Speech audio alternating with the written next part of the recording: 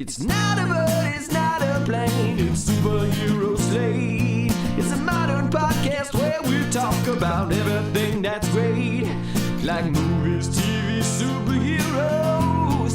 It's Superhero Slate, oh yeah. Hello everyone and welcome to Superhero Slate, the show where we run down the latest superhero entertainment news. We love TV, movies, and superheroes, so let's talk it all out. My name is Chris. And my name is Superfan Jim. Yes, and this week we finally have the leaked footage of Thunderbolts, yay for me, and your friendly neighborhood Spider-Man from D23 last week. We'll talk about those. Kraven released a new trailer this week to everyone's surprise. So hopefully everyone's watched that. If not, we have a link in the show notes. Jim and I will be going over that. I went to Fan Expo Chicago for the first time ever this week. I'm going to give you a recap at the top of the show. And Jim has been following along for the ride. He has been getting, tweets and texts and stuff like that. So he's gonna give me some questions on that and more.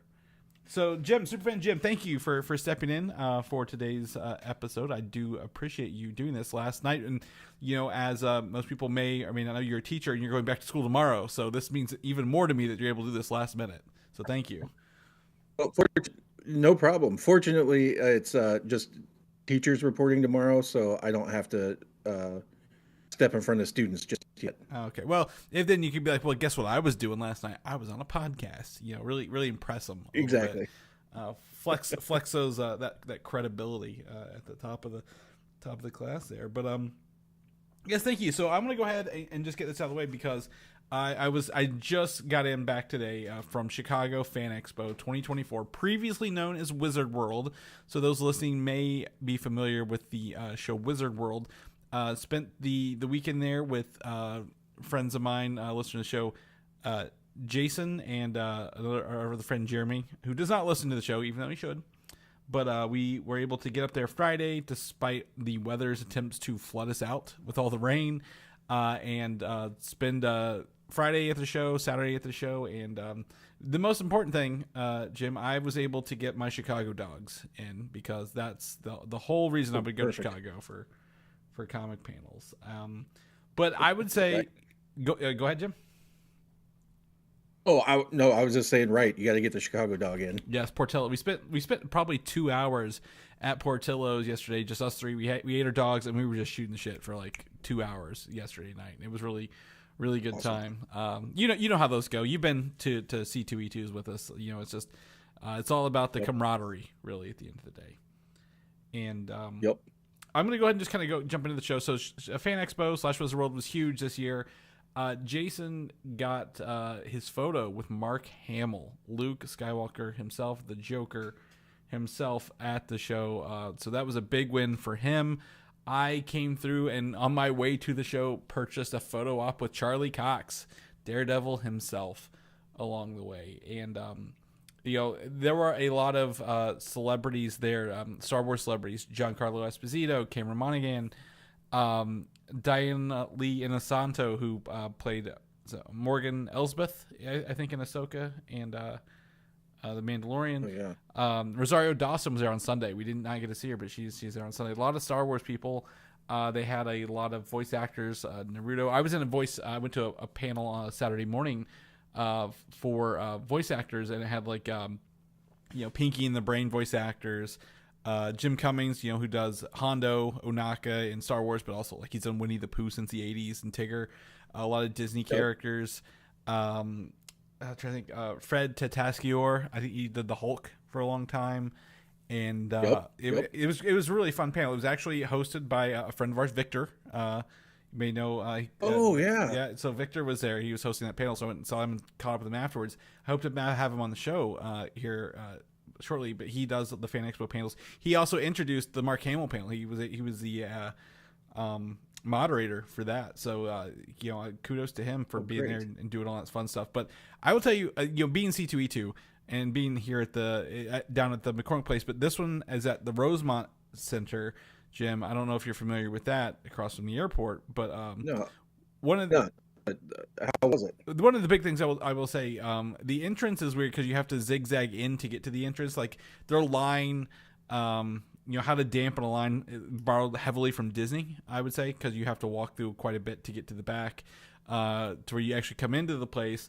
And then when you're in there, you're kind of in like the center lobby, and then you go down some steps, and then you're into the show floor where all the panels and arts were. And it was awesome. I would say there were so many comic book providers there. So if you were into comic books, there were so many actual comic book people there with a lot of things.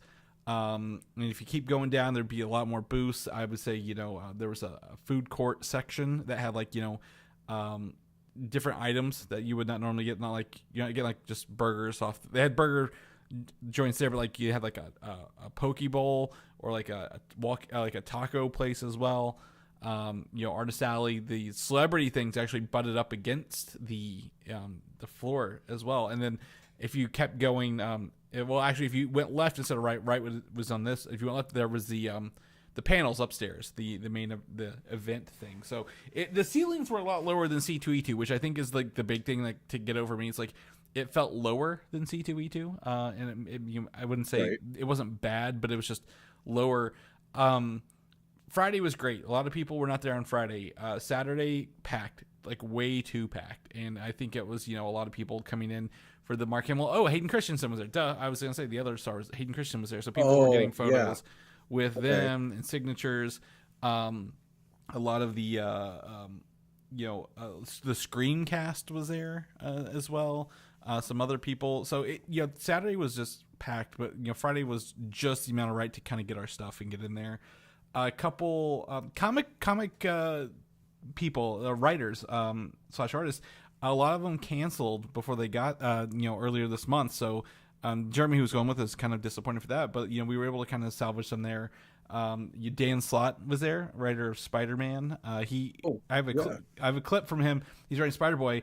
So for the show, I took a different approach to talk to different people. I was like, I want to ask people the questions nobody's asking. So I gave people a choice, one or two. If they said one, they got the candy. What's your favorite candy bar? What's your favorite non-chocolate candy? And then what's your favorite movie theater snack? Question. If they said two, they got what's your favorite fast food burger? What is do you like fries, tater tots, or wedges best? And then what's your favorite soft drink? And Dan Slott, he likes Five Guys. He enjoys potato wedges, and likes I think he said root beer, A&W root beer. That's what he said. Nice for that. And then I also asked Andy Kubert, who is an artist. He's done a lot of Spider-Man, X-Men. I had him sign an Ultimate X-Men book for me. He got the same question. He likes In-N-Out burger. He also said he would take tater tots, and then his drink of choice was Diet Coke. So these were the questions I was asking people on the show floor this weekend. So I've got some clips from that. And I will tell you the one I couldn't record because they don't let you take phones in, as I got to ask Charlie Cox, Daredevil himself, what's his favorite fast food burger. And can you guess, Jim, what his favorite fast food burger is out of every place in the world? Because he is English. Man, yeah. I'm actually blanking. I would say for just because of LA, like In-N-Out. It was In-N-Out, actually. You are correct. Charlie Cox is an In-N-Out man. A lot of people said In-N-Out there as well. So that's pretty is a lot of votes for them. So it was pretty fun to ask him that stuff and kind of go over that. I bought some comic books, some single issues. But I will tell you the thing I bought the most for the first time I've ever seen at a Comic-Con, Jim. Hot sauce. A hot sauce booth there. A local company that makes hot sauce. Oh, a booth. Okay. Wow. Like a table, like selling it at a booth. And it was sure. They're called Gindos, and I think it's Gindos, Gindos, and they craft their own hot sauces, and they don't use oils, so it doesn't like stay in your mouth. It's like a fully flavorful thing. And I bought 11 bottles of hot sauce from them. They were doing samples on a little spoon, so I got everything they had there. And then they had a comic book. They did these little comic books, and they have like these 3 super hot ones based on the comic book stuff. So Gindos.com, Gindos, looked up there. They're got their 6-pack of original Spice of Life. So original jalapeno poblano, honey habanero, smoked garlic cilantro, truffle parmesan, which is one of their best. I will tell you, if you like parmesan, it really comes through. And then lastly was Vampire Slayer, which is very garlicky, spicy, but not it. And then yesterday he brought in a different, a unique one, which was a, oh my gosh, I'm blanking. I'm gonna have to look it up. Oh my gosh, it's like a sandwich that you dip French onion. It was French onion. That's what it was. A French onion. Sauce. So I was able to pick up all those and hang out with them and kind of talk about their sauces a little bit. They're doing a I guess a beer fest and hot sauce kind of thing, and they have a hot sauce of the month club. So as someone who's a big foodie, I'm very excited for this to kind of get into their again, a hot sauce of the month club and try these out with people and kind of show them off as they show up along the way. So that was fun. Coming home with more than that in comic books, I was pretty happy with myself. Yeah, I would say, what kind of kick do those have? Are they super spicy, or are they just like? No, I think their garlic or their Vampire Slayer, which is the garlic one, was the spiciest of the regular, and it wasn't bad at all. Honestly, like I said, they don't want heat that lingers in your mouth. They're not here to ruin your day. They want to make hot sauces flavorful. Now, I will tell you that their comic book ones, hot sauces, and I've got them pulled up here. The Axe, the Hammer, and the Crusher are extremely hot. Those are habanero, scorpion peppers, ghost peppers, Carolina Reapers, and stuff in one. And that's the Axe. So so it was those are very warm. So those are more of like I would probably get those out for people who are really into hot sauces. But the other ones, like I said, the original ones are very flavorful, and I would put them almost on not just wings or chicken, but I would probably try them on different foods like burgers or anything else kind of along the way. Wow. So it's interesting to see something like that there, rather than like there was a bunch of tables that were doing lightsabers this year, right? There was a bunch of people doing, obviously they weren't in Artist Alley, but they were selling like big prints of their arts along the way. There's a video game booth, a lot of people 3D printing, a lot of anime inspirations there. I know some of the guests were anime inspirations. I walked a lot on the show floor on Friday because I didn't have anything to wait for, but I had a really good time there, seeing everything and seeing everybody kind of along the way. What questions you got? Dan Slott and Andy Kubert. Yeah. Oh, I was about to roll into that. Yeah. I know you said Dan Slott and Andy Kubert, but what artists other than those two were you happy to see? I mean, those are the guys I remember the most. I will say the artist for Invincible, Ryan Otley, was there, and he had a bunch of books and a bunch of Funkos that he was signing and stuff and doing those things. There's another guy who's just been doing the Ninja Turtles lately, and I can't think of his name. He was there. As Jeremy saw him, but it really not a lot. It was not a lot of comic book people overall. It feels like coming from Wizard World into Fan Expo, they carried a lot of their celebrities with them, because it's one of those things where we were walking by in between all the celebrity signing tables, and you could see the celebrities behind the tables, right? They were like, can't take photos of them, but like you can see them. Obviously I saw Cameron Monaghan, from Star Wars Fallen Order and stuff like that.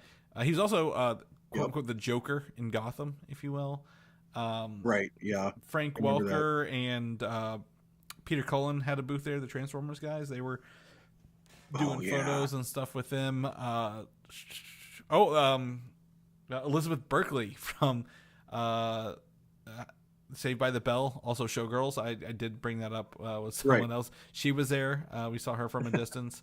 It was just interesting to kind of see all these people in those lines. But I will say that's the worst part about it, because they had all those celebrity sightings on the same show floor, and they just had the lines taped off on the floor, so everybody was crowded. It was so crowded in there with that. People were just sitting down in the floor in the lines waiting, and it was kind of a hassle to walk through that. And the photo area was even more, because people were just waiting around to be called for their stuff. I ended up waiting A little farther down, I could still hear everybody walk up, and my time was right, but it was just a wild kind of thing on Saturday. So Friday for me, if I go back, Friday's going to be where it is, and Saturday might be a little more relaxed at the end of the day for that. Gotcha. And then I was going to say my jealousy knows no bounds with Charlie Cox. He was supposed to be in Des Moines at a con this summer, and he canceled, I think because they were filming Daredevil. And then Vincent D'Onofrio was going to come in to take his place, and then he canceled, also because I think they were filming Daredevil. So D'Onofrio was supposed to be there this weekend, and he had to back out for something else. So I know half of your pain, at least. But getting my picture with Charlie, he's so cool. He's such a chill dude. Like, that was a cool part about meeting him. That's awesome. Yeah. That's exactly what I hoped he would be like. Oh, yeah. Because the con in Kansas City that I go to with my daughter Hannah every year, John Bernthal and D'Onofrio were supposed to have a combo photo or whatever you want to call it. And I'd actually bought that. And then D'Onofrio canceled, and I kind of thought at the time, I mean, I like Bernthal, don't get me wrong, but I just couldn't quite justify spending the money for just him. Right. So I ended up not doing it. And like the more Punisher stuff that's been coming out, the more I'm like, I probably should have done that. Buyer's remorse, right? Kind of thing. Jason got a Hulk omnibus, the original Hulk omnibus with him there, and he's gonna be mad at me for saying this, but he's kind of wishy-washy on it, and I kind of poked him like, you should get it, just go ahead and get it, and he ended up getting a big hardcover omnibus of the first Hulk, first 30 issues, which was like cool. the original run from the 60s. The original Hulk and stuff. So yeah, poked him a little bit. It was cool. A lot of I will say the comic book stuff was cool. It was really fun to go through on Friday before other people kind of showed up. Some booths have their shit together. They're alphabetized. They're even sorted by price. Some people did not. They were just long boxes full of random stuff, and I was disappointed in those vendors. Did not spend a lot of time there overall. But it was a good time. I think, just seeing something different, being somewhere different. Very, very happy again, like I said, with the comic book people showing up. But, I think it's if I do it again, I'd start.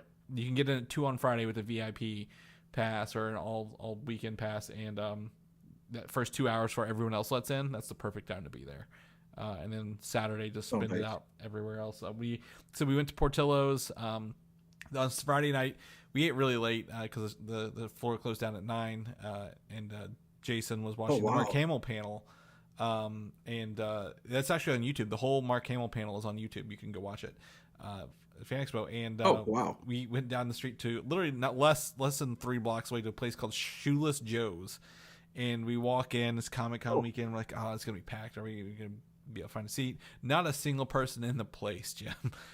Just us and like another group of people who looked to be regulars.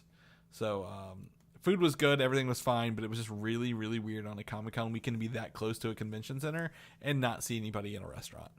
So, overall, great time. So here's the big question. Yeah. Next year, you can only go to one. You going to C2E2 or you going to Fan Expo again? I gotta look. I think it's gonna come down to the list of people, right? I usually don't go for the celebrities. The Charlie Cox thing was a last minute purchase because I was like, man, with Daredevil coming out, this is gonna be a great opportunity. I figure it's a smaller convention. I always like going to C2E2. I've always been a huge fan until this year when they personally attacked me. Is what I'm telling people. I don't know. I'm gonna have to just take a look at the lineup. Maybe I do both. Maybe I try to split the difference. Doing these recap episodes is really fun. Like I want to do more. I want to do more interviews, and if I have the ability with more people there, I think I could do that. But as a one-man show, it's very difficult to do some of those things along the way. Right. So I don't know. I really don't know right now. You should have recorded the 2 hours of bullshitting with Jason and Jeremy. I blinked his name. Yeah, the Jeremy. That's Jason, Jeremy. Yeah, I should have. We had a lot of laughs. We had a lot of good times. I tell you, for people like, it's Comic-Con's all about being. It's not about the show floors. It's about hanging out with people. I said this for our Gen Con episode, right? The show floor is fun, but it's just having the camaraderie, hanging out with your dudes. We were able, drive up there. Right. It's for 5 hours in a car. We're having a good time. you're kind of living with these dudes. We're all in a shared hotel room. And on the way back, 5 more hours. So it's just about having that time and making those memories along the way for that. Right. Well, hopefully next year I can go. Yeah. Well, hopefully I'll have a better heads up on Fan Expo, and then we'll see what C2E2 brings, and maybe more people. Again, the comic artists will be able to commit and not have to cancel due to personal or professional options for that. Well, then I saw there was another con going on over the weekend too that like Scott Snyder was at and Greg Capullo. It was like a terror con or something like that. Oh, okay. Because Scott Snyder, I think, canceled from this one, so that was one of the the events. So maybe he canceled because he was double booked or something, and the other one paid more. So yeah, especially with Capullo being at the other one, I'm sure they bring some numbers. Yeah. Yeah, I'd be interested to know. They didn't tell us why they were not able to make it, but that makes some sense, kind of with that knowledge.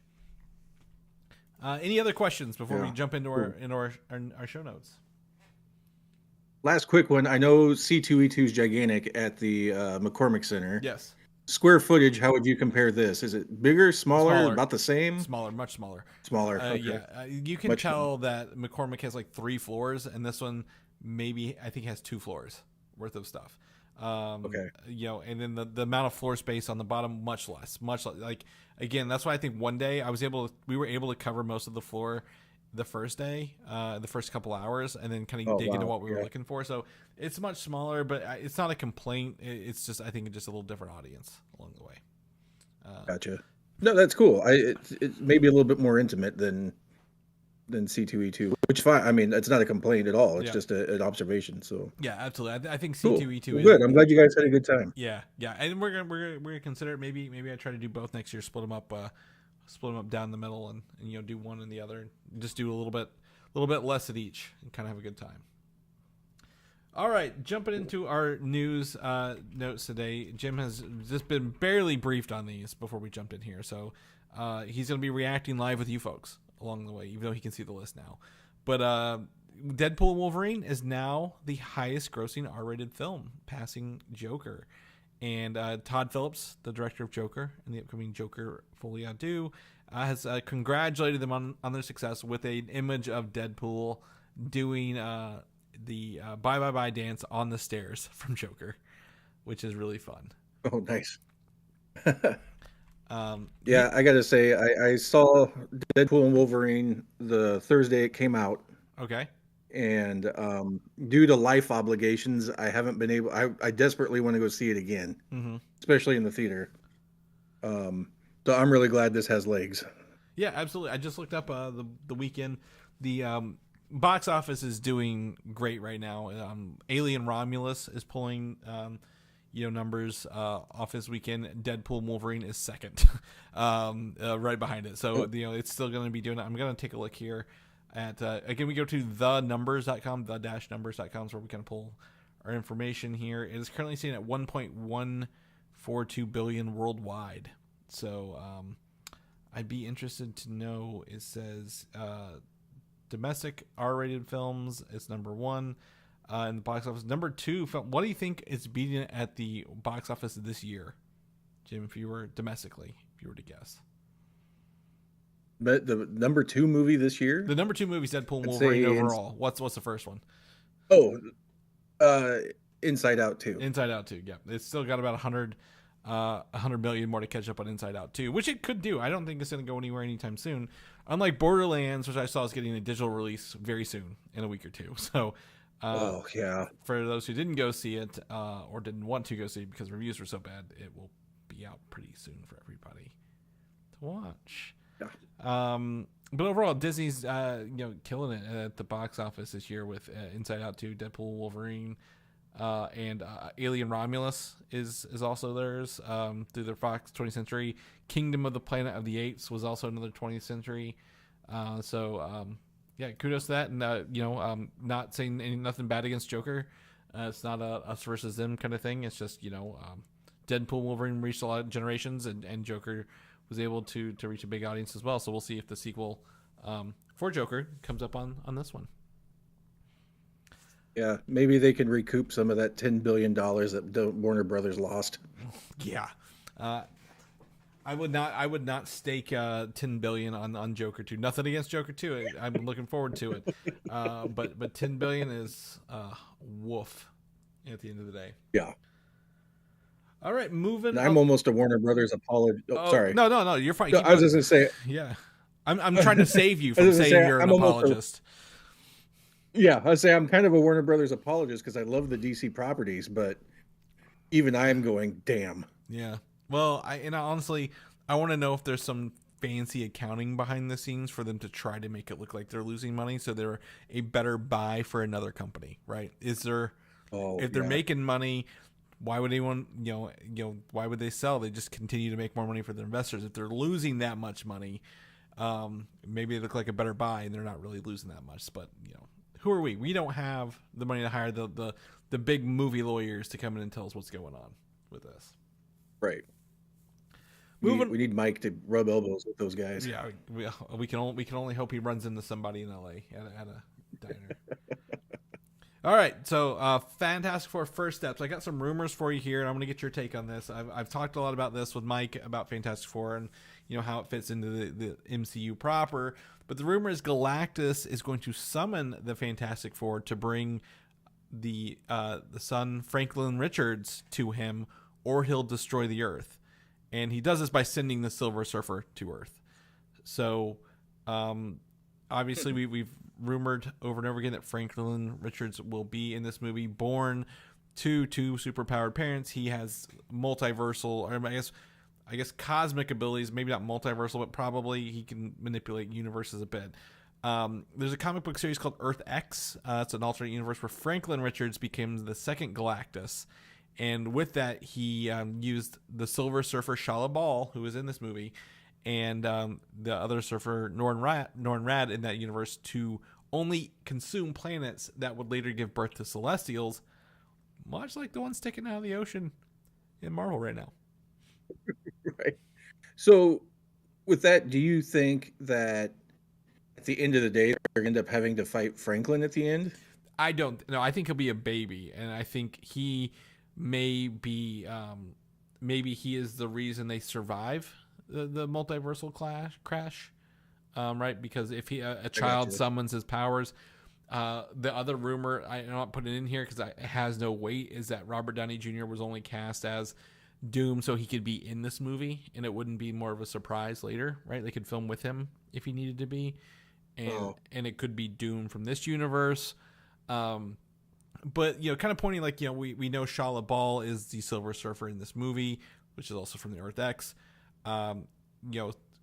Galactus needing Franklin Richards for some reason, maybe to travel multiversal, maybe he experiences power burst when he's born, kind of thing is interesting. I don't know.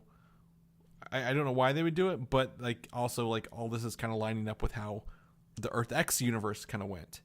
And knowing that the Earth was a celestial seed, if you will, that we learned from the Eternals, and then in that other universe, if Galactus is only eating planets that are home to Celestials, maybe that ties into when all these universes collapse together post Secret Wars. This Galactus that lives in this universe is going after the celestial seed planets only. Right.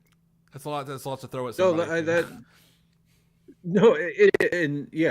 But I've said it on here before, and I know that I'm not necessarily the biggest fan of the Fantastic Four, but this does sound interesting, and it sounds different than what we've seen before. Mm-hmm. So I'm excited for it. Yeah, I'm excited for it as well. I think seeing the leaked footage, seeing Galactus have that scope, right, in that test footage, being a very large being, not just a cloud, if you will, would be huge. I don't really want Doctor Doom to be in this movie, if I'm going to be completely transparent. He's been in every Fantastic Four movie released to this date, right. So I think we could do without him, even though he is the main season in Fortnite that launched on Friday is Absolute Doom. So is Doctor Doom. So we could do without for a little bit, but if they're able to tie in a different universe where, yes, Celestials and Galactus and Silver Surfers and powered children tie together, let's go for it, because I am in love with the aesthetic of the Fantastic Four, and it feels different and it looks different. And when you have, again, Matt Shakman, who has the ability to bring a vision to life, again, like he did with WandaVision, let him have it. Let him roll with it, right? Yeah, exactly. And yeah, all those reasons are the same reasons I'm pumped for this. So, and if you'd asked me a year ago, I would have told you no way. Yeah. But everything they keep showing us is like exactly what I would want if I, had a dream scenario for the Fantastic Four. And I think, honestly, I think to me it's different than that, because they show me everything I didn't think I'd see. I thought they would go the easy route, the safe route, right? After putting John not Krasinski. What's his Krasinski in as Mr. Fantastic. I'm like, oh, they're gonna go down the blue suit with the big 4 on the chest. They're gonna play it safe.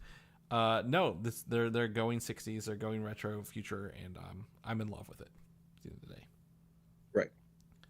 Moving into that, after Fantastic Four, we get obviously Doomsday, but Secret Wars is on the horizon. And this might tie a little bit into Doomsday. I don't know. We'll see. But the rumor mill from a very a 50-50 rumor source, scooper, if you will, has said that some of the returning characters for this film could very well be, and I will list them off here, Tobey Maguire as Spider-Man, Chris Evans as Captain America, Nicolas Cage as Ghost Rider, Wesley Snipes as Blade, and Scarlett Johansson as Black Widow. And again, the scooper, very hit or miss on the reliability. It could be early list, could be just a wish list here, because literally people will be making cameo rumor mill articles for now until this movie comes out, just like Deadpool and Wolverine was. But recently, on one of the artists for Deadpool and Wolverine showed some concept art of him fighting, against the Deadpool variants. But Nicolas Cage's Ghost Rider was in that. Obviously, he did not make it. Ben Affleck's Daredevil was as well, who didn't make it. But it looks like obviously they hadn't really written that out like as an option. They were like, yeah, if we can get Nicolas Cage or his Ghost Rider in, let's use it, right? It's not off the table. So I could see them doing that here, right. And then, as long as Cage isn't too busy being John. Yeah, exactly. Yeah, he's too busy being Spider Noir, right? Is that what we're worried about? Oh yeah, that's right. Yeah. But Wesley Snipes, his return in Deadpool and Wolverine. These are spoilers, by the way, but this movie's been out for so long, and all these are all on social media anyway, so I'm not worried about it. His return's been celebrated by so many people, right? The return, the longest running character to be played as a Marvel character now, because he was before even X-Men, in I think 97, 98 for Blade 1. So people have been loving the return of Wesley Snipes' Blade. So absolutely, if he's game, your game, you can get him, bring him into it, right? Like that doesn't offend me at the end of the day if they want to grab some more legacy characters that are popping off right now. What do you think? Yeah, I'm the same way. And again, a small, brief spoiler. I know they made light of Ben Affleck not being in Deadpool, but I think just for me, I'm kind of a Daredevil fan. I would love to just see him pop up even for a frame. And I don't mean like a screen grab from the movie, but to see of him now would be fun. But beyond that, as long as he's eating Dunkin' Donuts in his Daredevil outfit, that's that's right. He's got the DD on, but it's Daredevil. No, I'm Dunkin' Donuts, and that would be even funny. Right. That would be the best kind of a mix of both worlds there across that.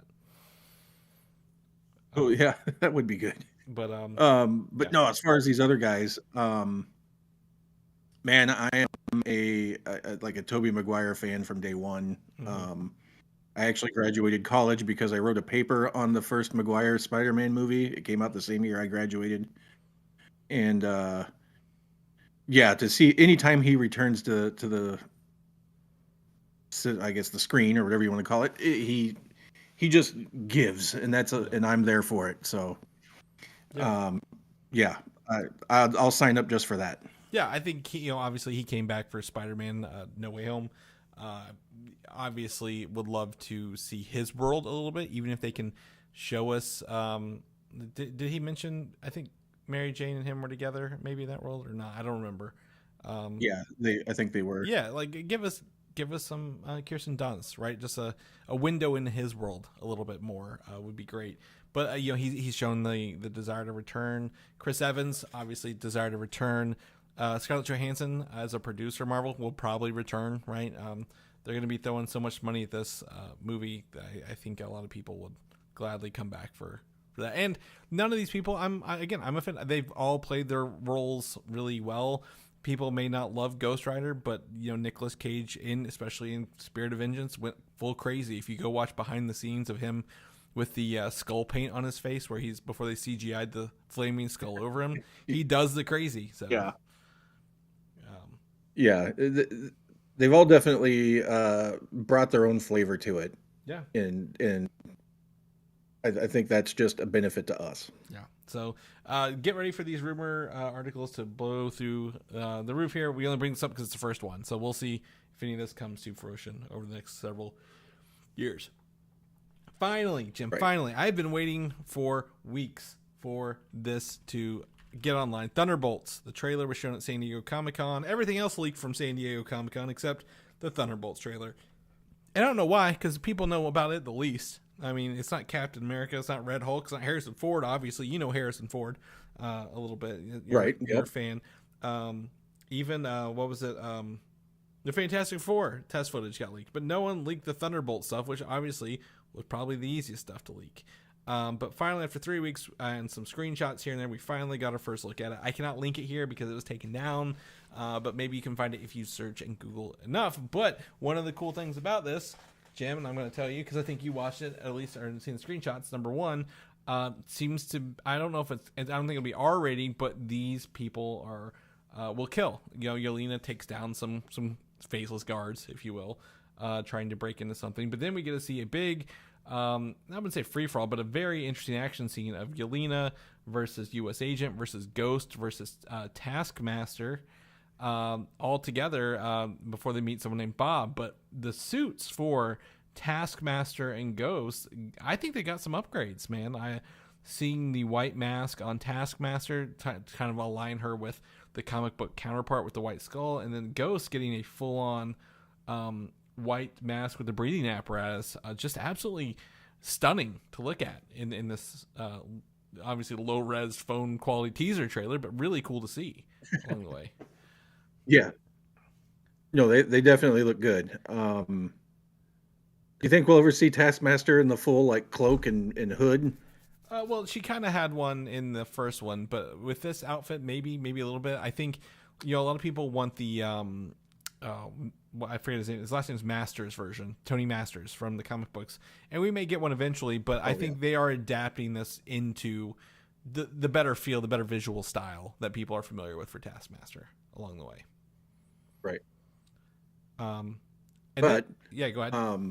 What was it? I was going to say the other great reveal that probably brought you tremendous delight. Yeah, well, there's just Bob, and you meet Lewis Pullman, son of Bull Pullman, playing Bob, and he's just kind of in some scrubs, and did they send you, Bob? He's like, send me, I've been here.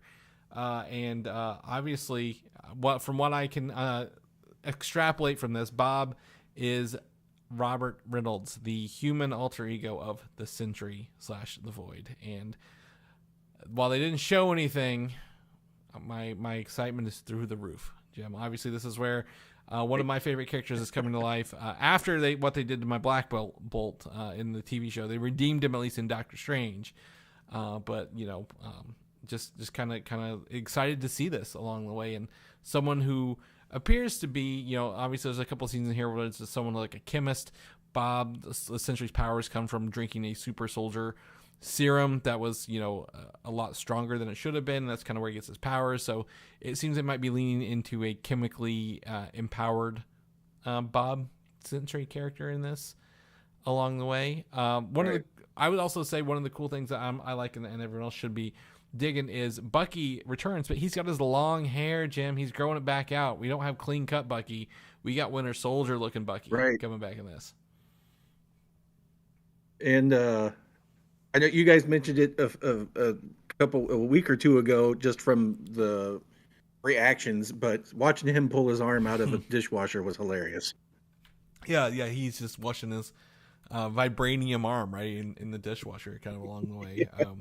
And he's obviously it's some. They show Julia Louis Dreyfus as Val again, and there's a scene where they kind of all get together. What's his name? Red Guardian, the actor's name. Can't think of it. From Strangers, David Harbour shows up as Red Guardian at the beginning. Yeah. So he's in a suit, but they show up in a big office-looking building, like a big skyscraper, to see Val, and I think that might be, as we rumored, the Avengers Tower, Jim, that they're standing in there at the trailer. So right, and that would be interesting. But here's the other question. So it's called the Thunderbolts. Asterix. Why didn't we see Harrison Ford in the trailer? Yeah. So for those who may be wondering, Thunderbolts, a lot of people may not know the connection that the Thunderbolts were named after General Thunderbolt Ross, who is now President Thunderbolt Ross in the upcoming Captain America Brave New World. So why would they have a team called the Thunderbolts if Thunderbolt Ross is not in charge of it? Well, that's why the title has an asterisk. I think in the leaked trailer we saw from Brave New World, not Captain America, but Harrison Ford says, I want to rebuild the Avengers, right? That's what he wants to do, make them rebuild the Avengers. So he wants to be a U.S. government agency, kind of like how he always wanted. So my guess is that the Thunderbolts are his new Avengers, and at the end, the asterisks, we're going to find out they're going to be revealed to the world as, the new, hey, here's our new Avengers team, right? So it's just kind of an asterisk as they build a new Avengers team for Thunderbolt Ross. My guess. That's kind of the way I was going too. But I also wonder, and I genuinely hope this isn't true, but maybe Ross doesn't make it through the new Captain America movie. Yeah, it's hard. It's hard to kill a Hulk. Very hard to kill a Hulk. Right. So I think he might make it out of there. I think, I'm going to play, the safe side. I would just say it's going to be one of those things like, the asterisk is a big sticking point. Is people be like, what's the asterisk in for? Like, we can't tell you. So I think that's where it's going to be, if there is any connection, I think it'll be his new Avengers initiative along the way. And right. We have heard that he is not in this movie, but how often is Marvel changing things over there now, right? The Disney initiatives. We need to create quality content. We need to make it better. And if we need a scene where he's in it, kind of like, do you remember the post-credit scene for The Incredible Hulk where Tony Stark showed up to talk to Ross? Maybe it's something. Maybe it's a small scene with Harrison Ford like that, right? Like something they could get with him. So they may lie to us. They may bring him in. I don't know, but from what we got in this teaser, that was the other thing I was going to say. Yeah, it's just they're renowned for lying to us. So who knows what's going on over there? To be honest. Yeah, exactly. So my guess is they have a plan and they'll see it through. But yeah, with a 2.5 minute, almost 3 minute teaser, I'm very happy with what we saw. Very, very excited. My wife who has no idea what the Thunderbolts were like, what's this? Oh, that looks exciting. That looks thrilling. That so it sounds like we're gonna have two pretty good down to earth thrillers or political thriller action movies coming out February and May of next year. So if you guys can find that online, let us know. Oh yeah, anytime you can step back into the Winter Soldier vibe, you're doing well. Yeah, definitely a turning point for Marvel. But the other thing we got is and I've got this linked here, and it may still be linked. I don't know. When you guys get here, is the trailer for Your Friendly Neighborhood Spider-Man, the upcoming animated series from D23 last week.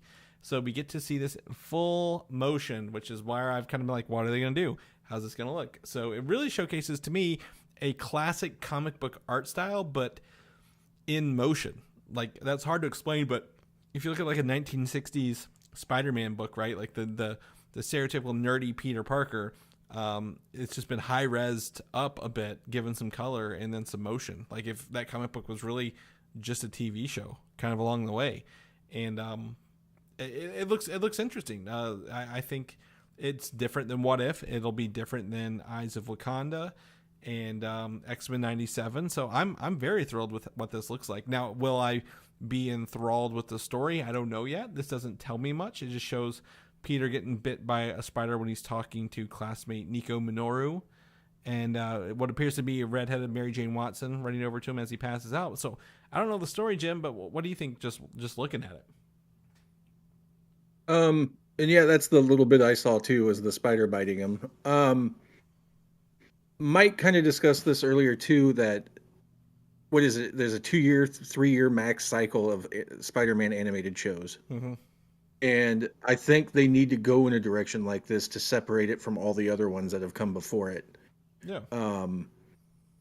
And that's a good thing. From what I've seen so far, yeah, I don't even know how to, like you said, to describe it. There's that 60s style animation.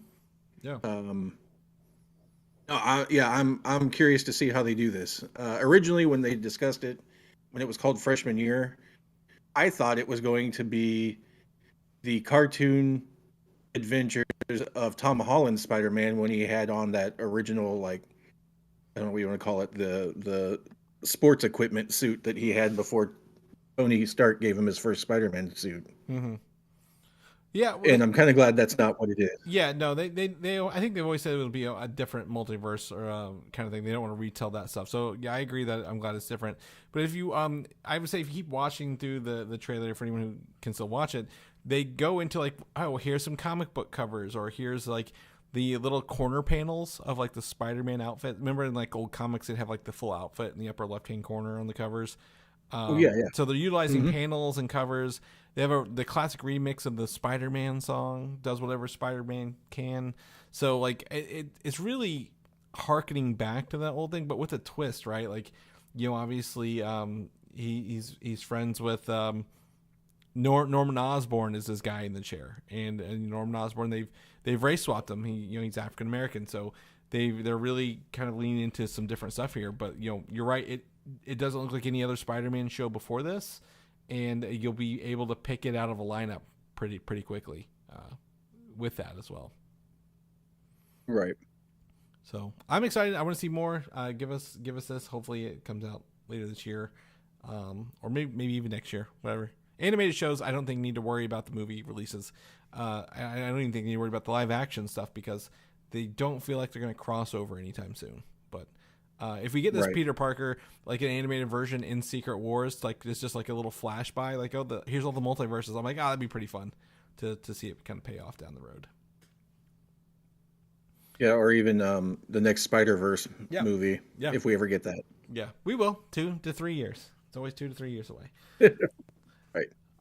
So let's get to the meat here. Kraven the Hunter, Sony's next Spider-Man universe thing here, has real new trailers, an R-rated trailer, and the biggest thing here everyone's talking about is the Rhino has been revealed in full form, and it's not the Rhino's looks have been heavily decried online.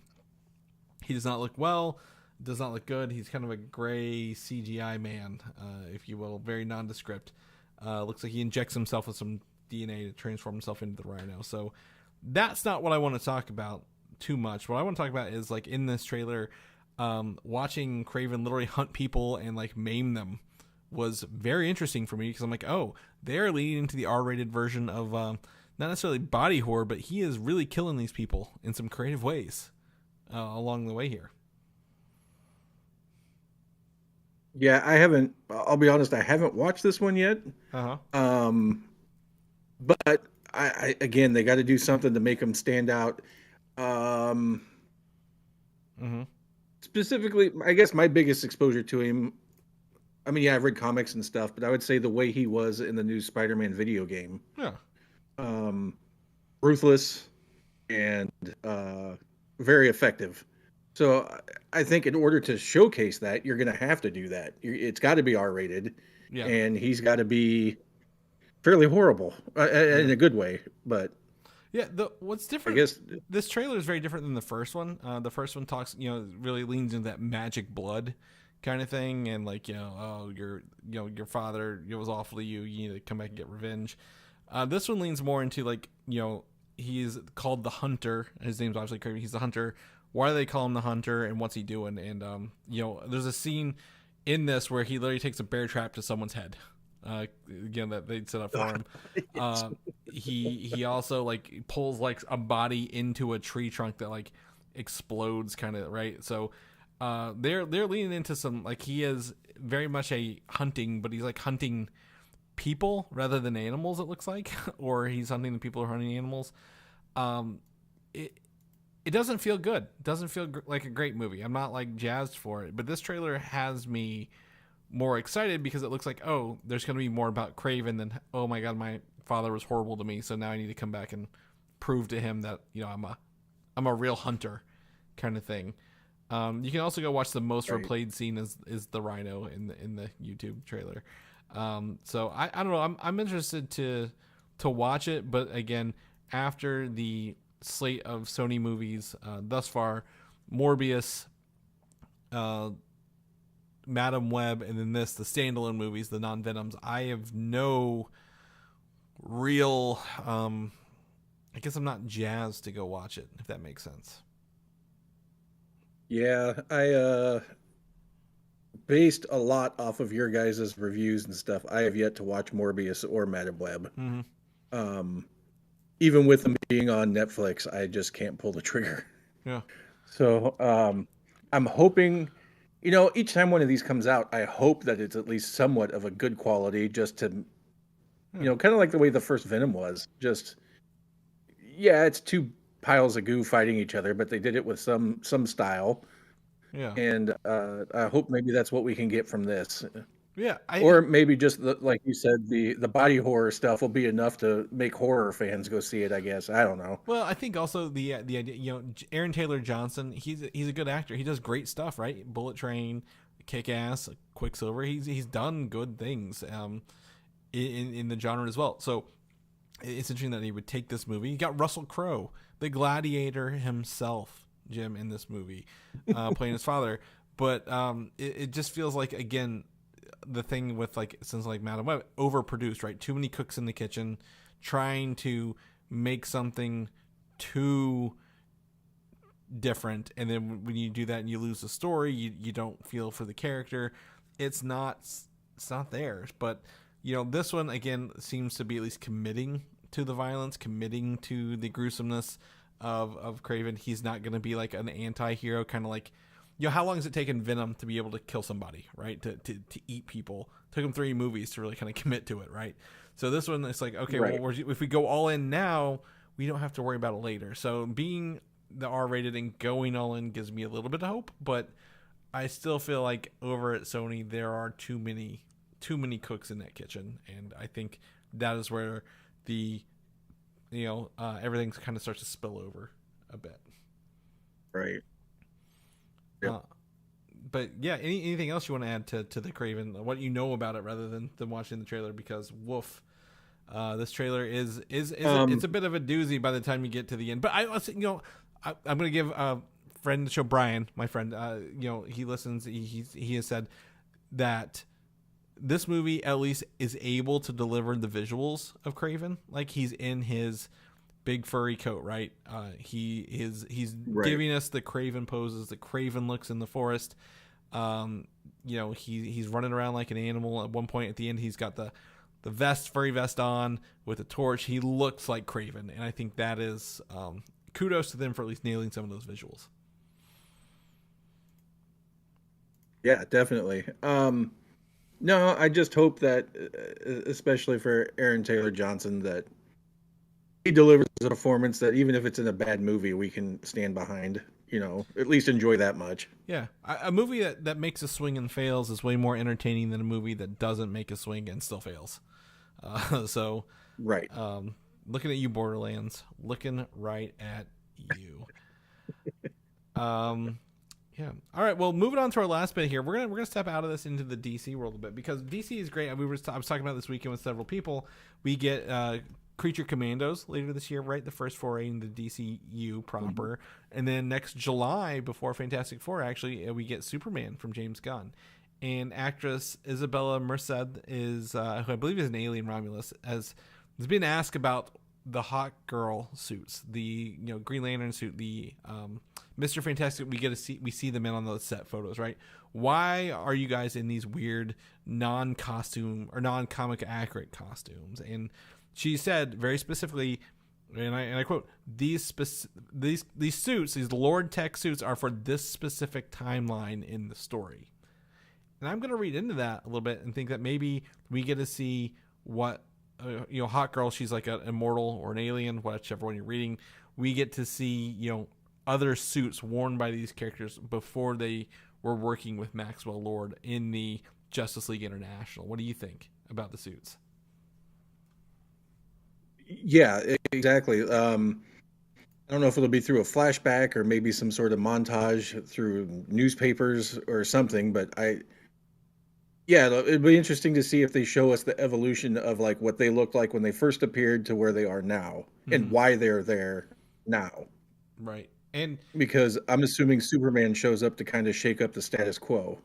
Yeah, Superman, it's not day one, it's more like year one, right? And obviously if all these superpowers are either Argus backed or JSI or JLI, Justice League International backed, or they're the Authority backed, like a freelancer or solo operative is going to really shake that up, right? And it'll be interesting. I don't think the suits are going to be the status quo, but Maxwell Lord will be played by Sean Gunn, who was actually at the Fan Expo event this past weekend as well. Playing that, I think we're going to get some businessman who's like, money is in superheroes, so we're going to sponsor them. I believe we also saw a scene filmed a couple weeks ago in Lord Tech Stadium, I believe it was, right? So obviously the one super company to own them all and sponsor superheroes, because superheroes, obviously, we talked about Spider-Man. He doesn't get paid for being a superhero, right? He's still poor. Right. He doesn't know. So, in a world where being a hero doesn't get you paid, someone's got to pay the bills. And it sounds like Maxwell Lord is capitalizing on this along the way. Which also makes me think of like Vought from The Boys. Mm-hmm. But maybe the heroes aren't quite such assholes. Yeah, maybe. I don't know. That Green Lantern's got a big orange-haired bowl cut, so we'll see how much of a dick he is. But Sean Gunn said he and his brother James, obviously, his Maxwell Lord performance is from written materials only, nothing live action. So taking inspiration from the comic books, because as we know, Pedro Pascal, our father, we call him Daddy, obviously, on the show, played the character in Wonder Woman 84, a movie everybody obviously loves and has remembered exists after all this time. So thankfully, right. I don't think he did a bad job. I don't think his role was as Maxwell Lord was done. But I couldn't have told you that character was Maxwell Lord until someone reminds me every time, oh yes, the villain, quote unquote villain in Wonder Woman 84 is Maxwell Lord. So nothing to stand out about the name.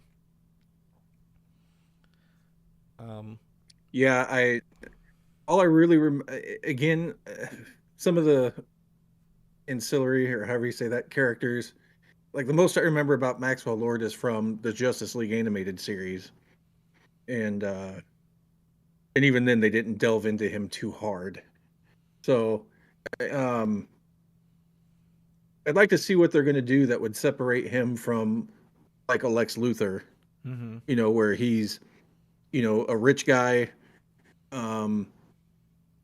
potentially a bad guy, but probably trying to be a good guy for the public. He's the guy that's over these superheroes at this point, possibly. So it'll be an interesting. What am I trying to say? The contrast. There we go. That's the word I'm looking for. Contrast between like your typical Lex Luthor character that we've seen time and time again in a Superman movie. Yeah. Well, exactly. Regardless of how well they were played or how well they weren't. Yeah. So it'll be interesting to see how that plays out, is I guess what I'm trying to say. I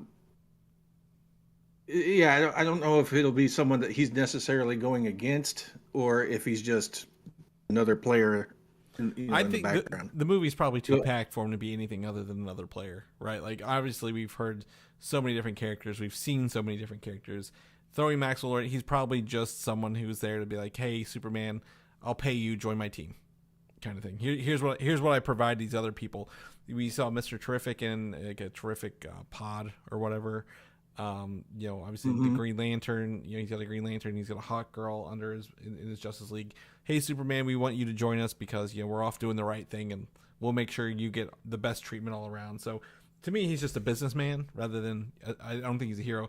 I think he's just gonna end up being a businessman at the end of the day. He was like, it's all about brand naming your heroes and being in front of everybody. So, right, we'll see. I like Sean Gunn. He's a fun guy.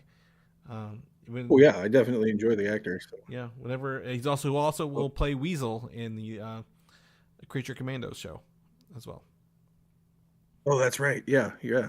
So, but yeah, Superman July next year. We'll let you guys know as we hear more as it comes through. Yeah, he's definitely this generation's Ted Raimi. Yeah, he is everywhere. If there's a James Gunn movie, by God, he's in it. That's guaranteed work for him. But yeah, so that brings us to our hour for the show. Jim, I really do appreciate you stepping in today, helping us out with the show, being a guest, reacting to the show notes live really with me. I do appreciate that and adding some context. But if people want to know what you're up to, what you're doing when you're not guest host on the show, where can they find you at? I'm HF, like Harrison Ford, 605 on PlayStation, Xbox.